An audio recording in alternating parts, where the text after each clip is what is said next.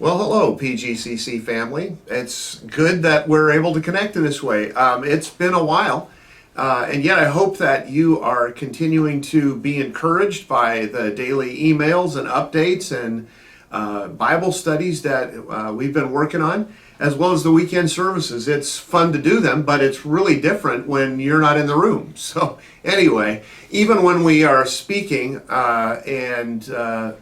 just don't forget to laugh at the jokes, because that always makes it helpful. Anyway, it's good to just reconnect. Lots of exciting things are happening as our world begins to change and kind of reshape itself for gathering back together, opening things up. And we as a church staff, as well as our leaders, we've been talking about how do we get back to opening up the church again? What are some phases and some steps we can take? So a couple of things are coming across your plate today. One of those will be kind of some of the issues that we've been talking about and how we can address them specifically to our church. Like, how do we get the building ready? How do we disinfect the building? How do we open it up so that the right numbers of people can be there? Can we open it up a bit earlier for small groups of people? So those are some of the things that we're talking about, and you'll see a list that will come to you today. So I hope that you'll check that out and kind of be thinking about it, get ideas about it, and kind of let that ruminate in your process. The second one is a survey that's really a national survey that's out there that will help us understand kind of your feelings and thoughts as churches like ours begin to open up. Now, it's anonymous, so all of those insights will be helpful, and what you say will be given directly to us, and you have directions on that today as to know how to do that. But those things will come right back to us and will be very, very helpful for us as we shape these next steps. And we're excited about that. Things are changing. So help us by doing the survey. It'll only take a few moments, and then getting it back to us. That way we'll be able to get your responses, your feelings and thoughts. So that's great stuff. Billy Graham said that every day he would read 3 Psalms and a proverb.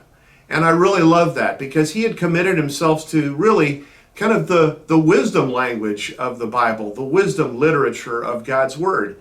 Today, as I was reading through, I read through Psalm 121, being the 21st of the month.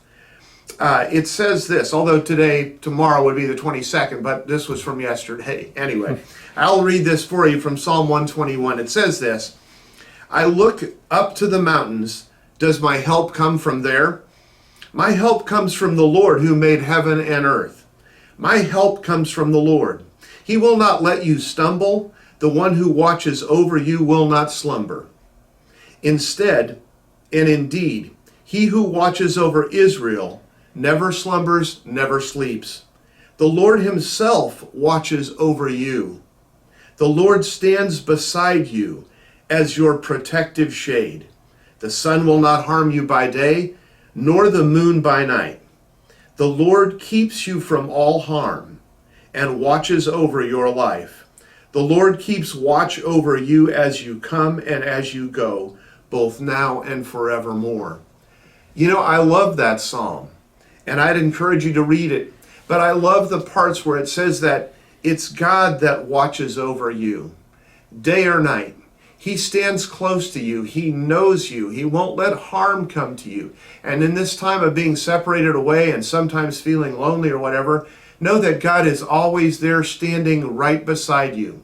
When you sleep, he's watching over you. When you wake up with concerns or issues, God's right there with all the strength and power that he can muster to be right by your side.